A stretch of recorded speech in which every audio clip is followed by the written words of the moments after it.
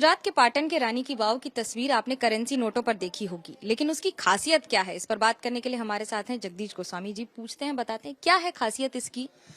ये इसकी खासियत है कि पूरे वर्ल्ड का ऐसा वाव है, पूरे भारत में पूरे वर्ल्ड का ऐसा वाव है जो लेडी ने, स्त्री ने, एक रानी ने बनवाया है और एक अपने हस्बैंड की याद में बना है मृत्यु के बाद। तो एक प्रेम का एक प्रतीक माना है, लव सिंबल माना गया है। और इसके 100 के नोट के पीछे देने का पर्पज दो है कि हमेशा नारी का सम्मान बढ़े, नारी का गौरव बढ़े, यानी स्त्री सशक्तिकरण, वुमेन पावर हो, इसलिए।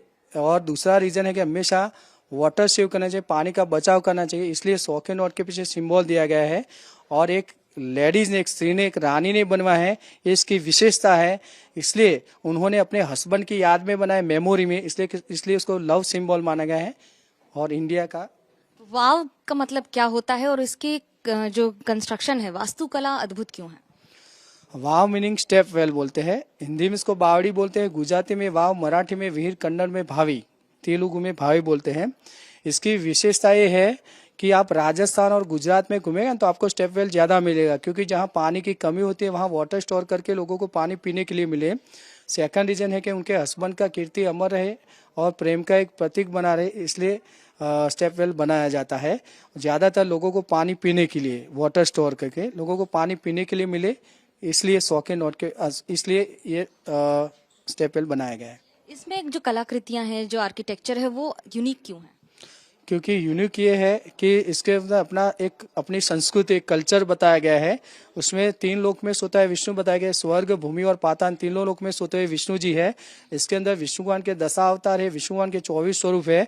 उस टाइम की नारियों के मेकअप स्टाइल, हेयर स्टाइल, 16 श्रृंगार बोलते हैं लेडीज के, आंख में काजल लगाना, आईने देखना, लिपस्टिक लगाना, 16 श्रृंगार, ज्वेलरी और 14 विश करने बताई है, वो सब स्ट्रक्चर देखने लायक है। आज कितनी इसकी ऊंचाई, चौड़ाई, डिटेल्स, कितने वर्ष लगे बनाने में और फिर इसको इस तरह से करने, जीवंत करने में? ये वाव रानी उदयमती जी ने अपने हस्बैंड की याद में बना, उनकी मृत्यु के बाद। तो रानी जी ने स्टेप वेल AD 1022 to 63 में बिल्ड किया गया है, यानी बनने में 41 ईयर्स लगा है और 11th सेंचुरी के लास्ट क्वार्टर में बनाया गया है। और